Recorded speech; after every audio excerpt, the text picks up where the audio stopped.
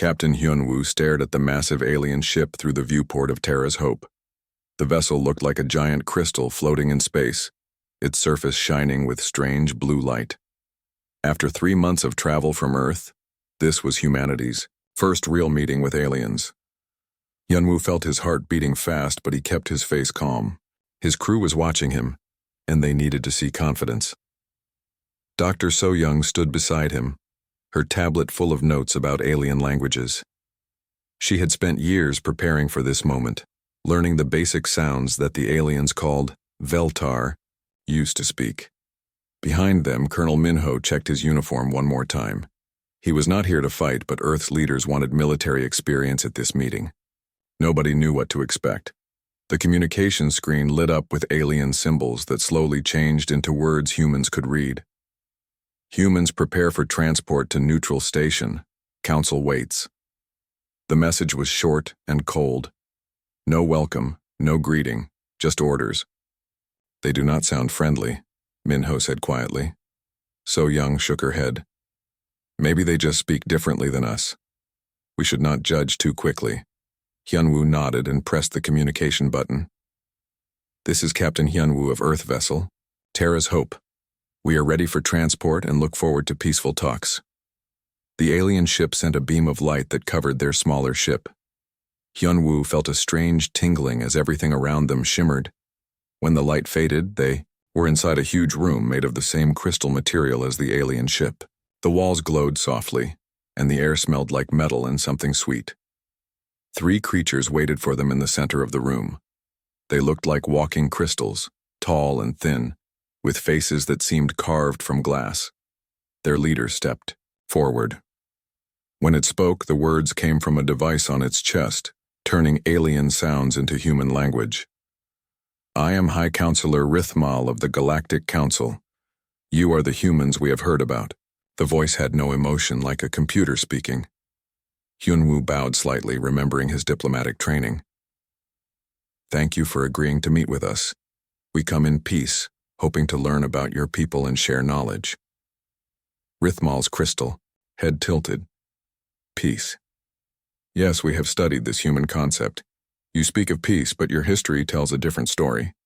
The counselor gestured, and the walls around them changed, showing images like a movie. Humans fighting wars, building weapons, destroying cities. The images moved fast, showing thousands of years of human conflict in just minutes.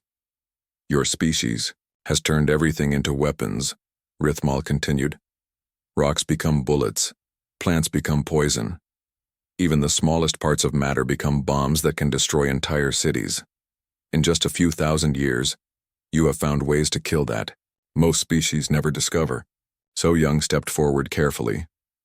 Counselor, it is true that humans have fought wars, but we have also built amazing things. We create art, music, and stories. We help each other in times of trouble. We care for those who cannot care for themselves. Another, alien, smaller than Rithmal, made a sound like glass breaking. The translation device said, Counselor Velthresh questions this. Your care extends even to non-human creatures. Our scans show humans keep animals in their homes, feed them, and provide medical care. Some humans die protecting these animals. This behavior makes no logical sense. Minho frowned. What is wrong with caring for animals? It shows dangerous emotional attachment, Rithmal explained. Humans form what you call bonds with anything.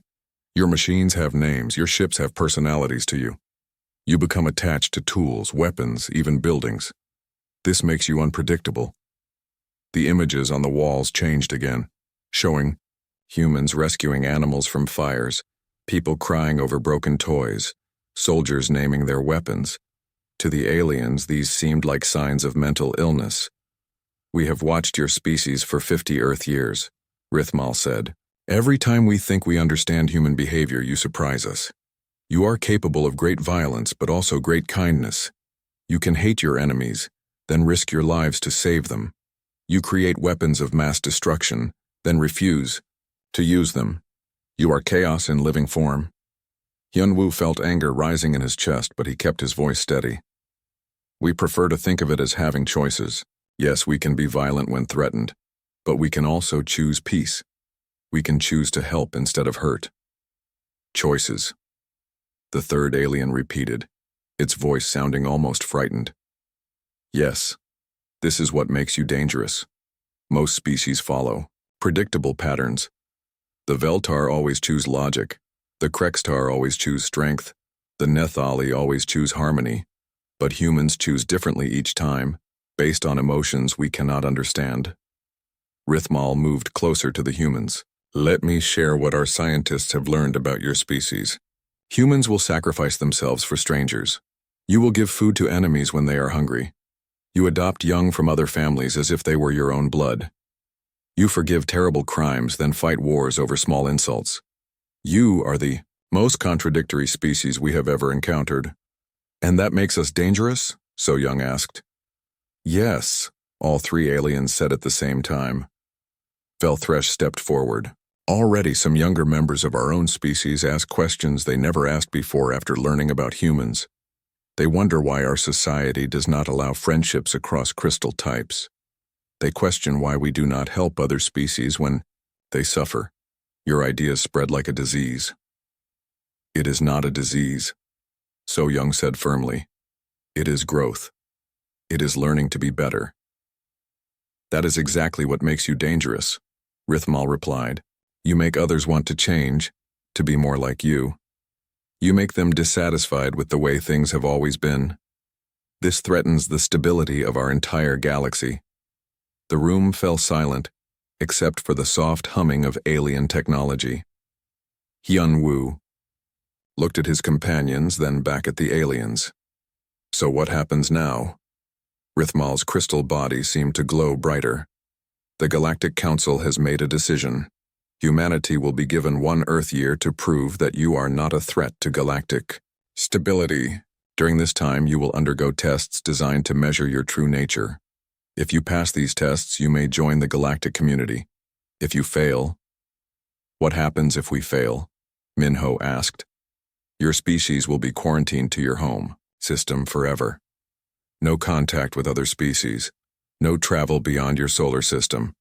You will remain alone until your star dies, or you destroy yourselves. The harsh words hit the humans like a physical blow. Everything they had dreamed of, all the wonders of the galaxy, could be taken away before they even had a chance to see them. What kind of tests? Hyun-woo asked. Tests that will reveal your true nature, Rithmal said. We will create situations that force you to choose between your own survival and the welfare of others. We will see if your peaceful words match your actions when the cost is high. So Young felt tears forming in her eyes, but she fought them back. And who decides if we pass or fail? The full Galactic Council. Representatives from 200 species will judge humanity based on your performance during the testing period. Velthresh made another glass-breaking sound. I should warn you that most council members have already decided you are too dangerous. They have studied your history and fear what you might do to their carefully ordered societies. You will need to prove them wrong, which may be impossible. Hyun-woo straightened his shoulders. Then we will have to do the impossible. Humans are good at that. Rithmal's head tilted again. Another example of human unpredictability. Faced with an impossible task, you do not despair. You become determined. Most species would surrender or become angry. Humans become stubborn. Is that bad? Minho asked. We do not know, the alien admitted. That is what makes you so frightening. 6 months had passed since the first meeting with the Galactic Council. Ambassador Jinne stood in the command center of the human embassy station, watching reports come in from test sites across the galaxy. The aliens had not wasted time designing their challenges for humanity. Each test seemed harder than the last, but the results were not what anyone expected. Engineer Dong-hyun ran into the room, his face excited. Jinne, you need to see the latest report from the Veltar mining station rescue. Jinne took the data. Pad and read quickly. 3 days ago, solar flares had damaged a crystal mining station in the Rigel system. The station had 24 Veltar workers trapped inside, and their rescue ships could not get close because of radiation. The Galactic Council had offered this as a test, telling human rescue teams that any attempt to help would likely result in human deaths. Captain Taman had volunteered to lead the rescue mission. Ginny remembered his words before departure. They expect us to leave people to die to save ourselves. That is not who we are. What happened?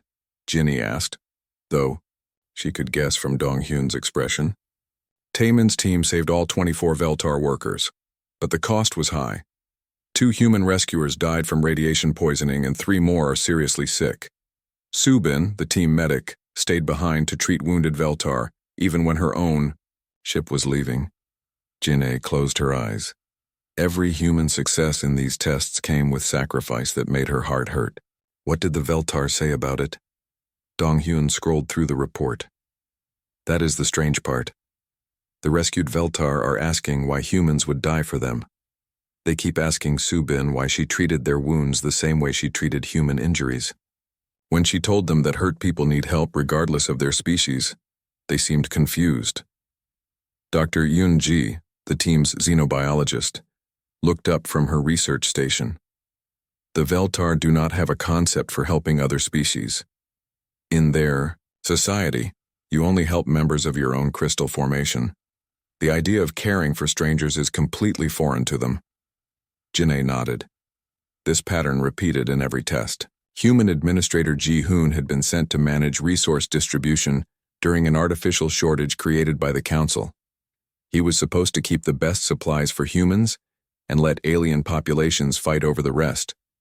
Instead, Ji-hoon had created sharing programs that made sure everyone got what they needed, including species that had voted to quarantine humanity. Any word from Ji-hoon's assignment? Jin-A asked. Yoon-ji checked her communications. He reports success in the Kepler colony cluster. Food distribution is stable, and there have been no conflicts between species groups. But the Council observers seem worried by something.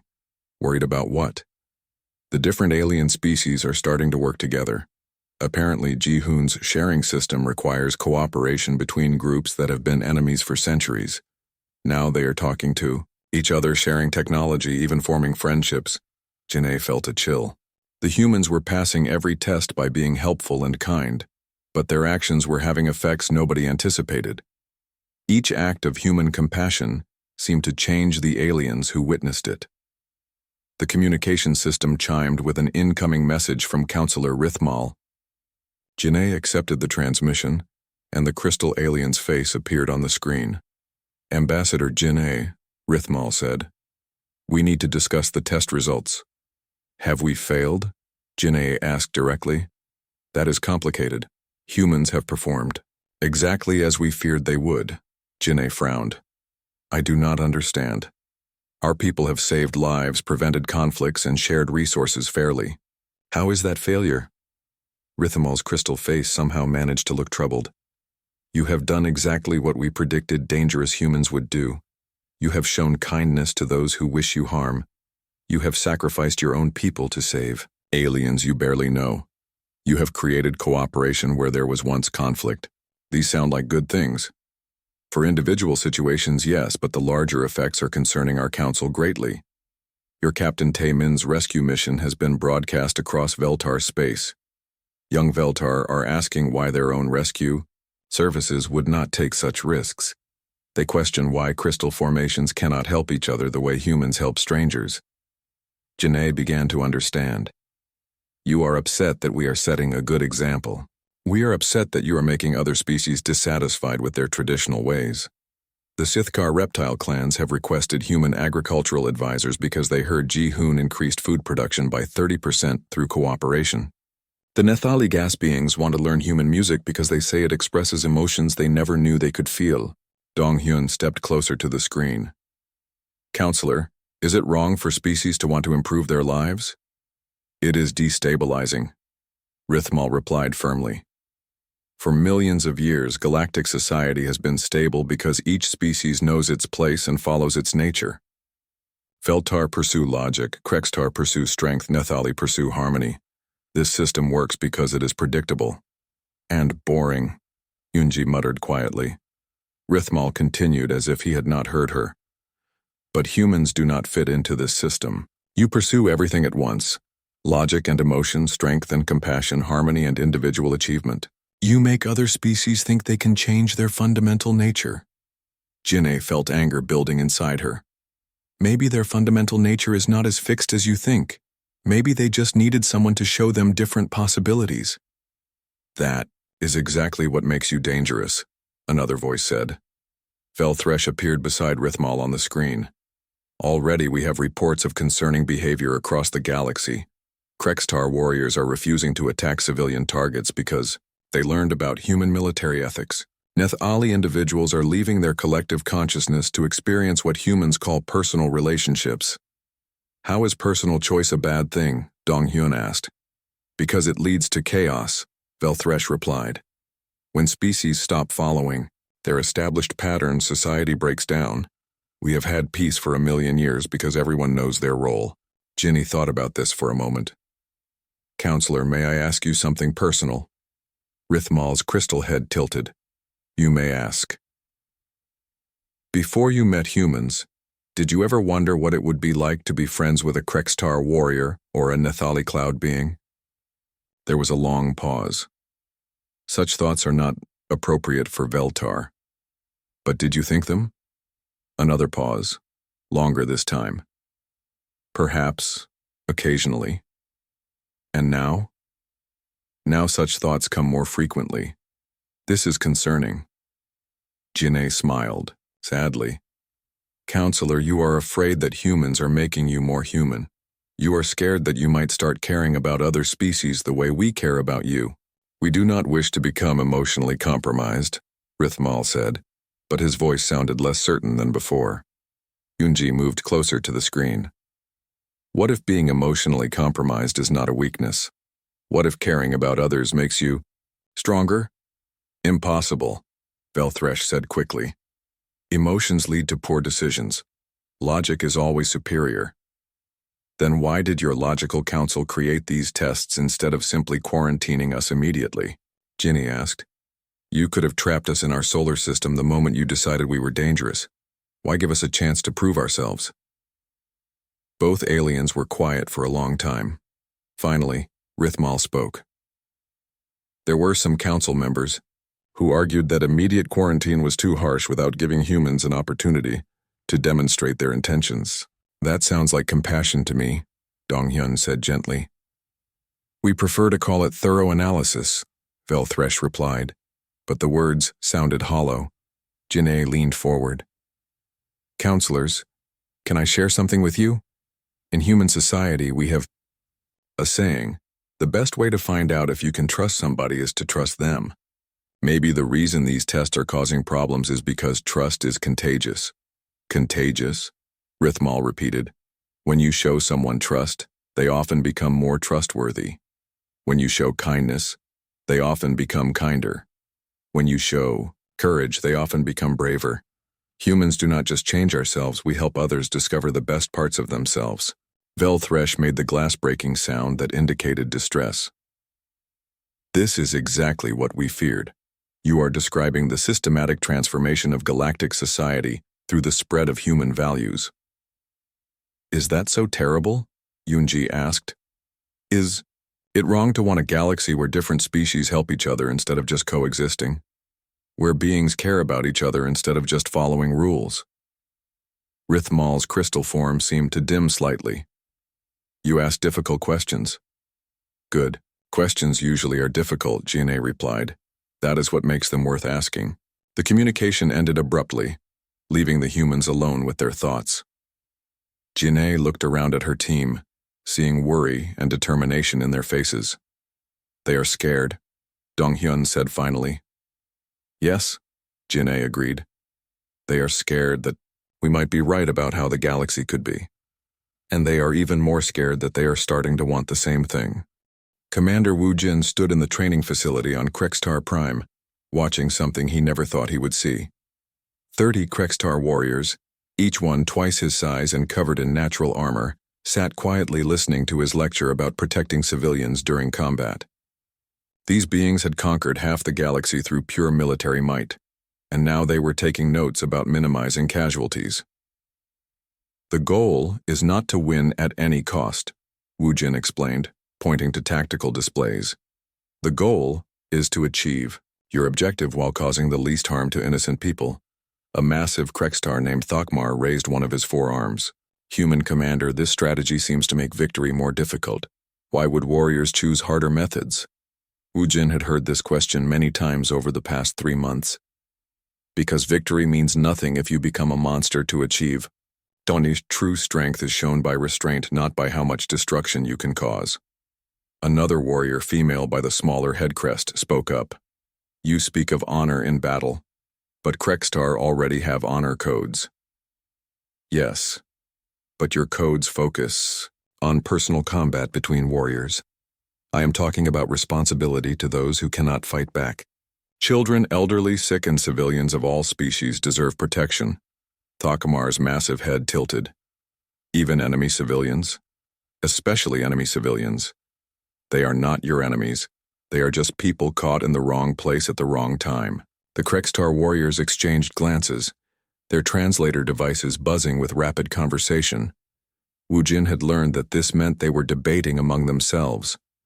After several minutes, Thokmar spoke again. Human commander, we have a question that troubles our minds. If we follow these teaching, we might lose battles that we would win using old methods. How do we explain dead Krekstar warriors to their families? Wujin had prepared for this question, but it still hurt to answer. You tell them that their family member died fighting for something bigger than just Krekstar victory. They died, fighting for a galaxy where all species can live with dignity. The female warrior stood up, her massive frame towering over Wujin. I am Vexara, clutch leader of the 7th Battle Group. My warriors have conquered 17 worlds. But yesterday, my youngest son asked me why we fight beings who have never hurt us. I could not answer him. Wujin felt his heart squeeze. What did you tell him? I told him that I would learn better answers and share them with him. Is this why you humans fight? For the young ones who will inherit the galaxy we leave behind? Yes, Wujin said simply. Everything we do should make the universe better for the next generation. Vexara sat back down heavily. This is a new concept for Krekstar. We fight for glory and territory. You fight for children you will never meet. Meanwhile, across the galaxy on Nethali Drift, Dr. Hye-jin was experiencing her own surprise. The Isio, gaseous beings who made up the Nethali collective, had never shown interest in individual expression. They shared all thoughts, all emotions, all experiences, as one giant mind. But something was changing. A young Nethali had separated from the collective cloud and formed its own individual shape to speak with her privately. This behavior was unheard of in their species. Dr. Hye-jin, the being said through a translation device. I wish to understand human concept of friendship. Hye-jin smiled gently. What would you like to know? In collective, we share everything. All knowledge, all feelings belong to all Nethali, but humans choose specific individuals to share deeper connections with. Why limit yourselves this way? Hye-jin thought carefully about her answer. We do not see it as limiting. We see it as choosing to know someone completely. When humans become friends, we learn everything about each other, our hopes and fears and dreams. It is like having a collective, but smaller and more personal. But this means you cannot share these special connections with everyone. True, but it makes the connections we do have more meaningful. When someone chooses to be your friend out of all the beings they could know, it shows that you are special to them. The young Nethali's form flickered with colors Hye-jin had never seen before.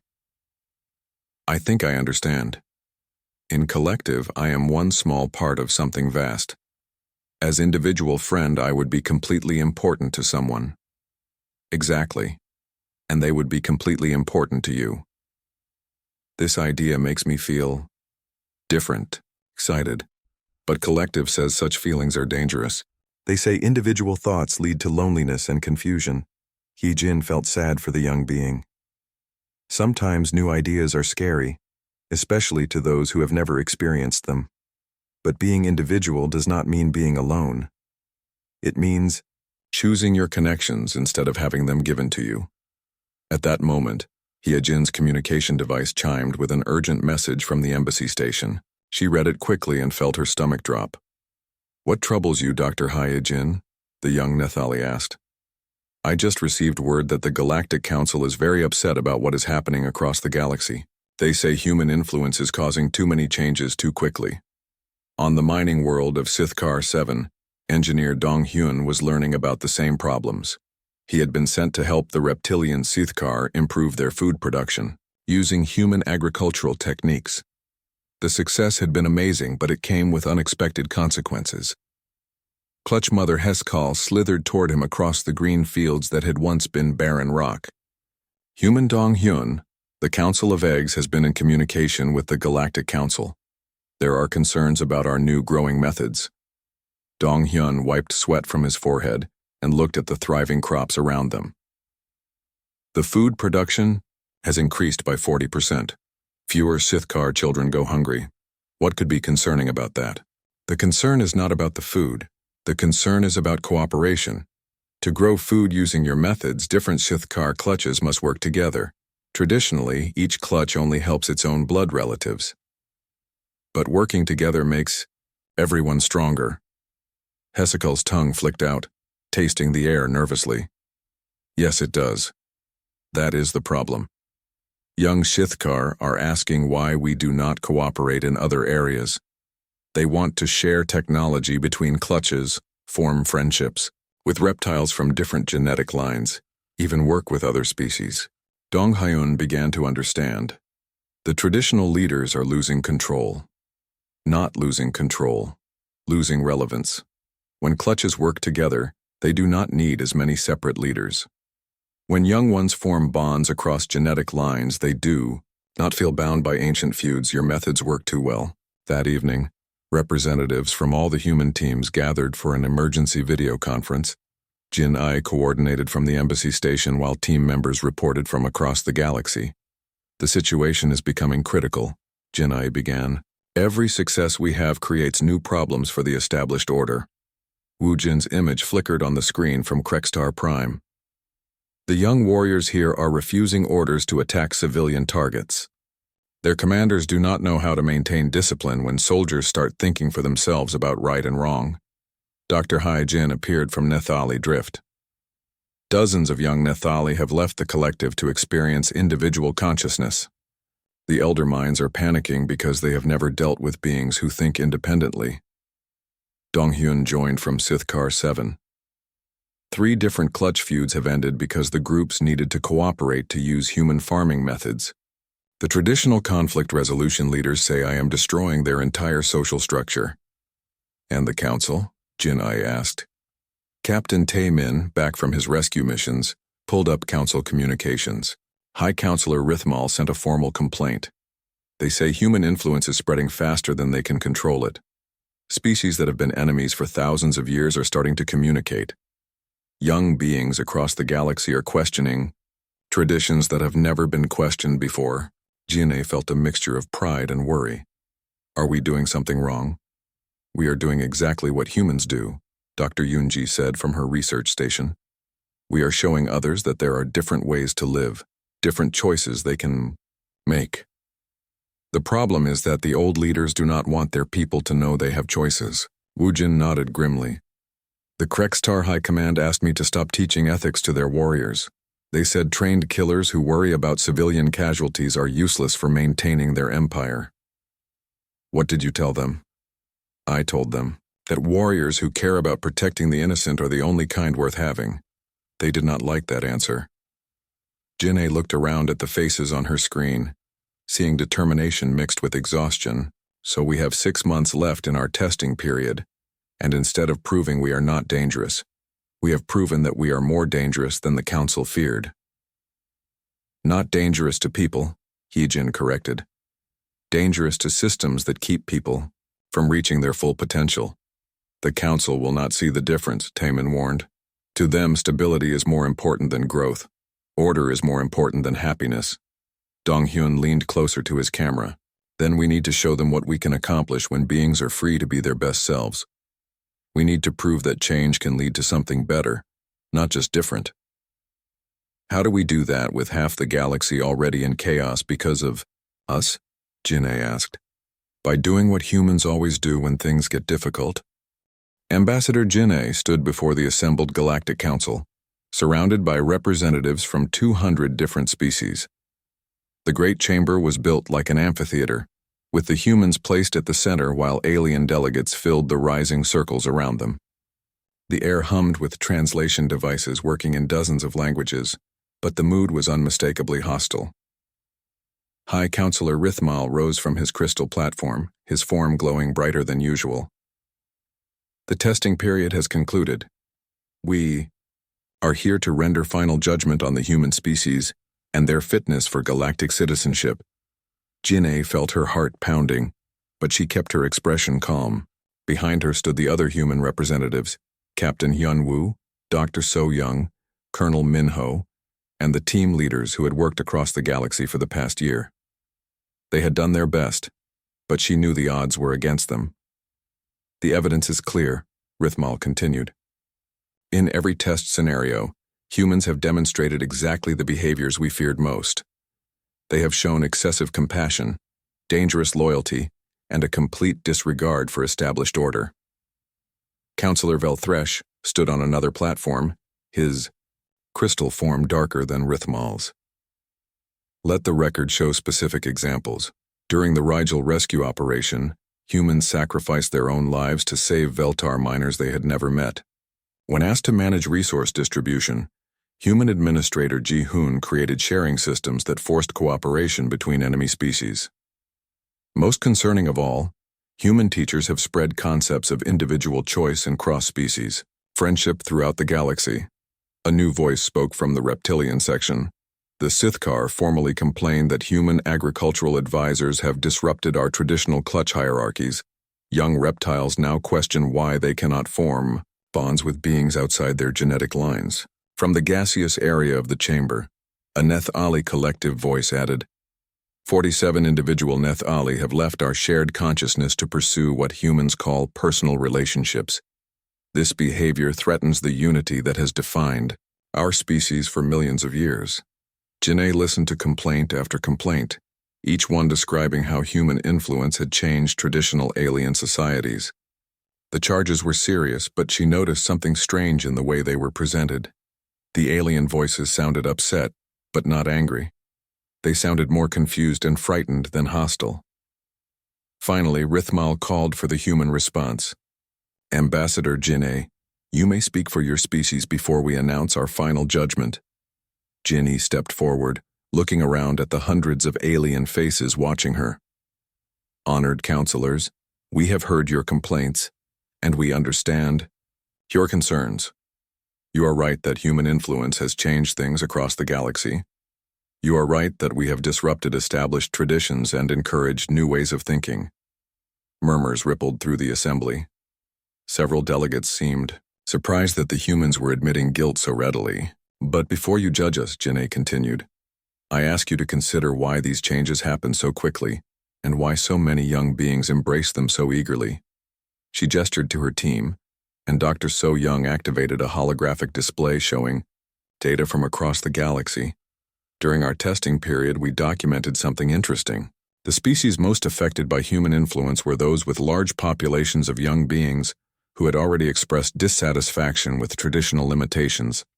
The Krextar warriors who embraced ethics were those who had been privately questioning orders to attack civilians. The Nethali who chose individual consciousness were those who had been struggling with feeling lost in the collective mind.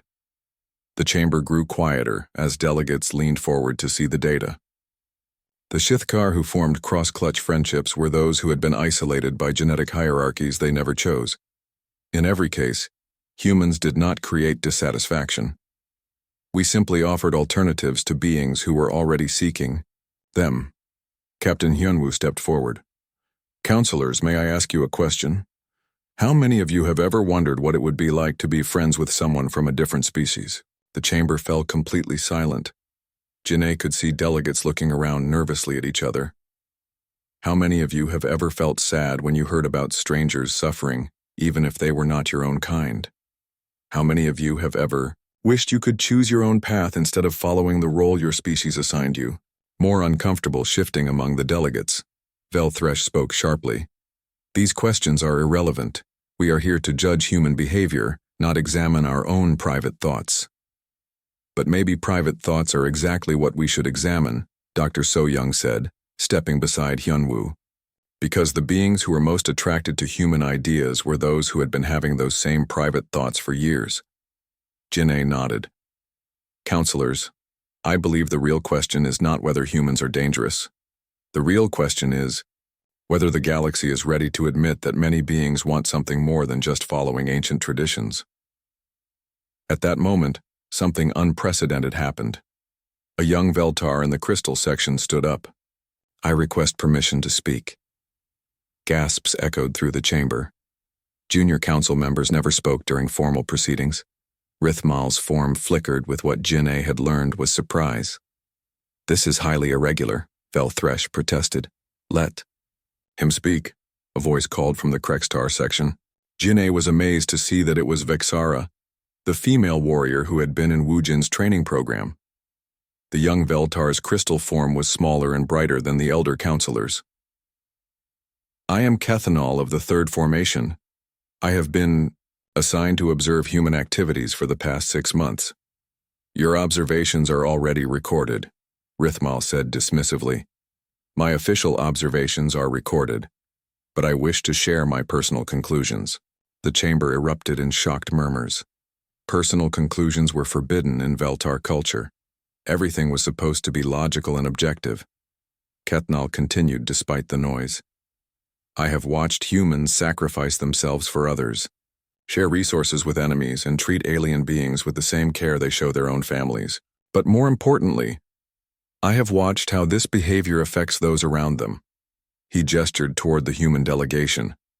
When human medic Subin treated my injuries with the same attention she gave to wounded humans, I felt something I had never experienced before. I felt valued as an individual, not just as a member of my crystal formation. Emotional contamination, Velthresh muttered, but his voice lacked conviction. Perhaps, Kethnal agreed. But if caring about the welfare of other beings is contamination, then I choose to be contaminated. Another voice spoke up from the Sithkar section. I am Hesekal, clutch mother of the seventh nest. Human engineer Dong Hyun taught my people to grow food through cooperation instead of competition. Our children eat better than they have in generations. You were ordered to report only on technical assistance, the Sithkar elder delegate hissed. I am reporting on the most important technical assistance of all, Hesekal replied firmly. Dong Hyun taught us that working together achieves better results than working alone. This is a technology more valuable than any machine. More delegates began standing.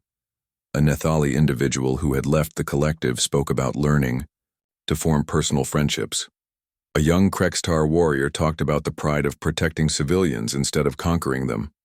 Representatives from dozens of species shared similar stories.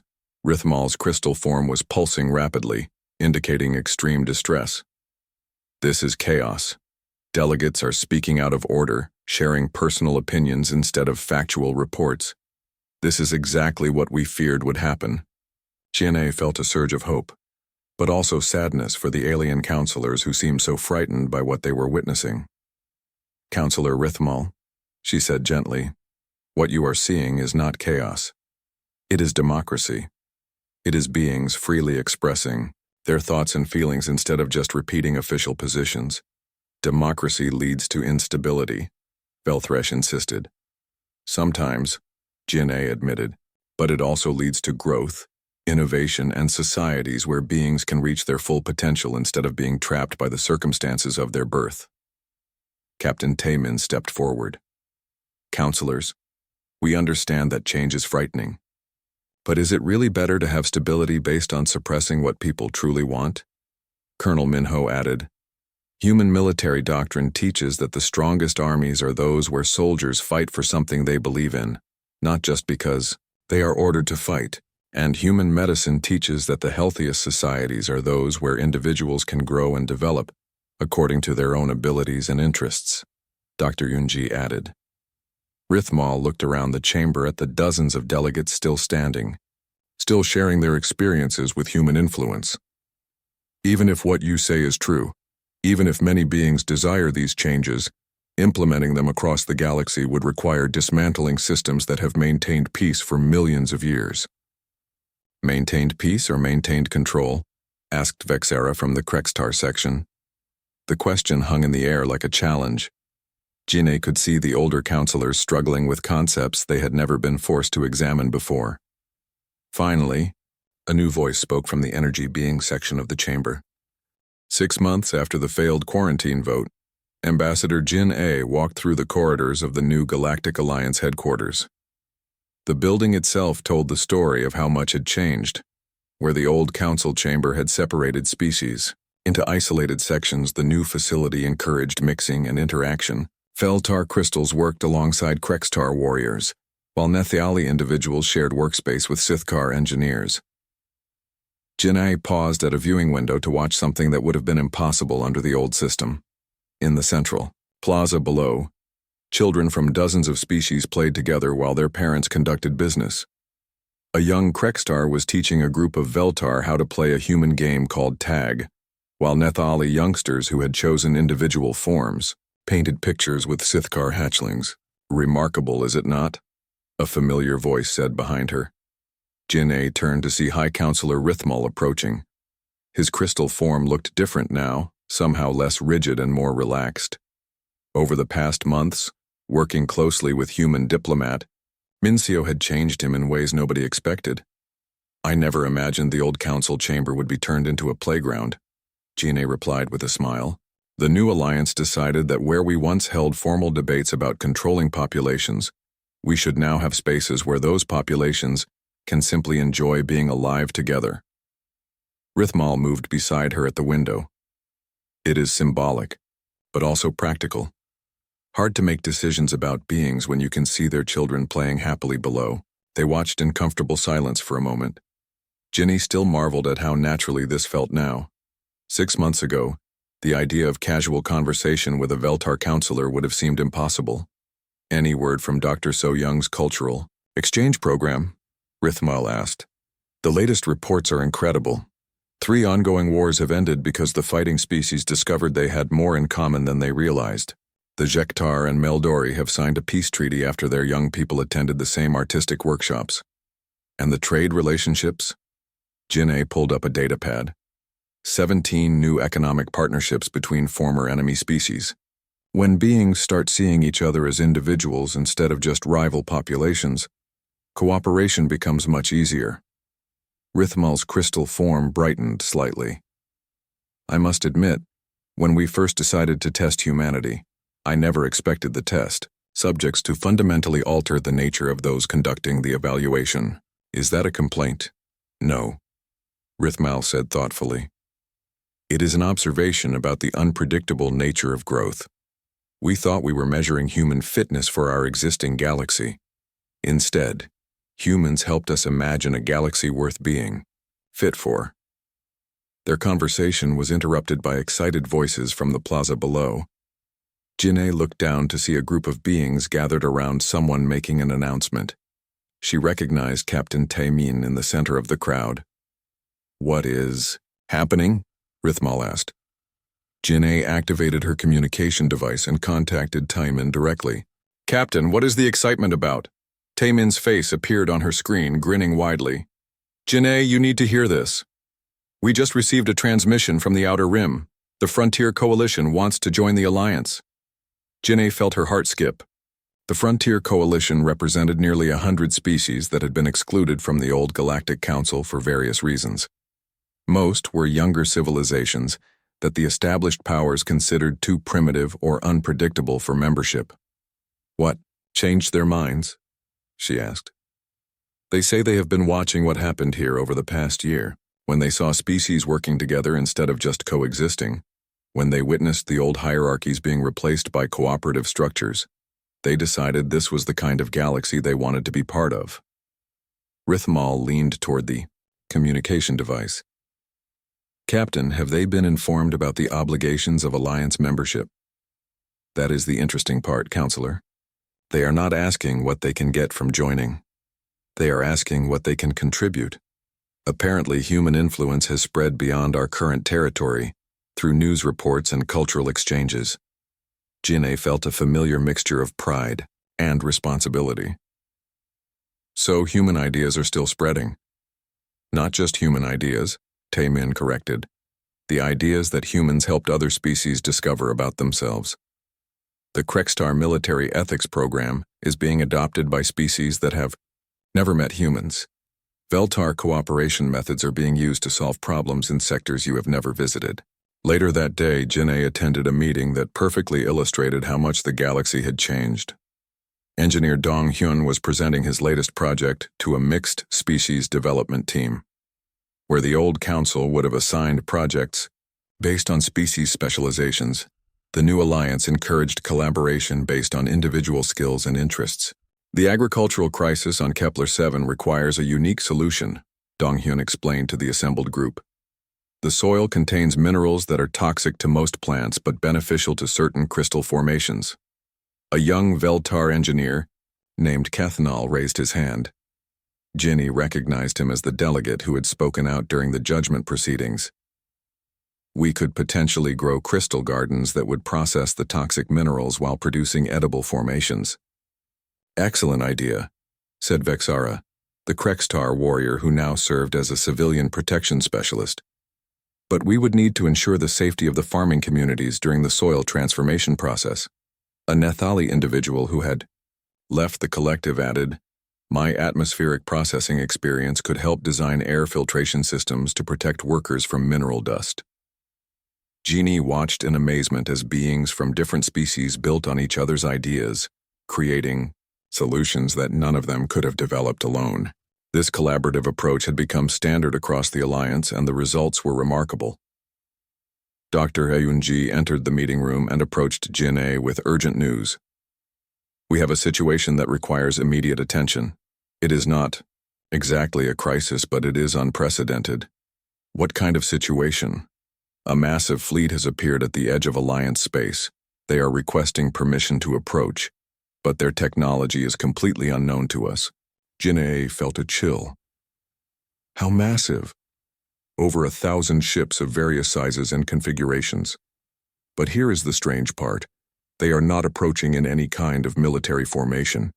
They appear to be civilian vessels, including what looks like family ships and merchant transports. Within an hour, the Alliance Emergency Council was assembled. Representatives from major species gathered in the main conference chamber. But unlike the old council meetings, this group included voices from across the Alliance rather than just senior officials. Captain Hyunwoo, now serving as Alliance military coordinator, presented the sensor data. The fleet represents at least 50 different species, some of which do not appear in any of our databases. They are requesting a peaceful meeting to discuss joining the Alliance. 50 unknown species? Rithmal asked, his crystal form flickering with concern. That is not the most surprising part, Hyunwoo continued. Their initial communication mentioned that they have been monitoring Alliance broadcasts for the past year. They specifically referenced human concepts of cooperation, individual choice, and cross-species friendship as reasons for wanting to join us. Vexara leaned forward in her seat. So human influence has reached beings we have never even contacted directly. It appears so. They say they learned about Alliance principles through cultural exchanges, trade relationships, and reports from species that have joined us recently. Jin'e felt the weight of responsibility settling on her shoulders again. So now we are faced with a decision that the old council never had to make. Do we welcome unknown species based on their stated commitment to our principles? Young Kethnal spoke up. Is this not exactly what the Alliance was created for? To give beings a chance to choose their own path rather than being excluded based on predetermined categories?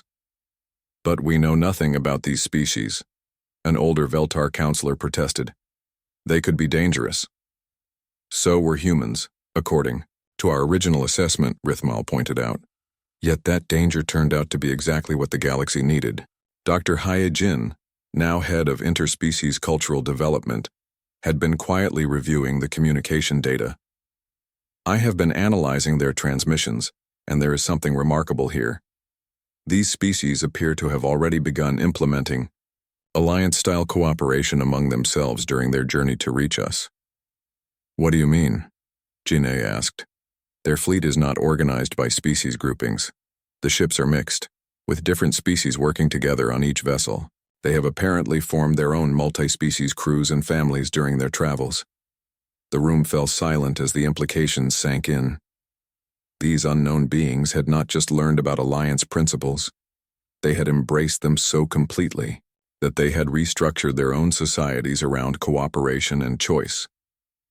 Commander Wu Jin, attending the meeting via communication link from his position with the Frontier Defense Forces, offered his perspective.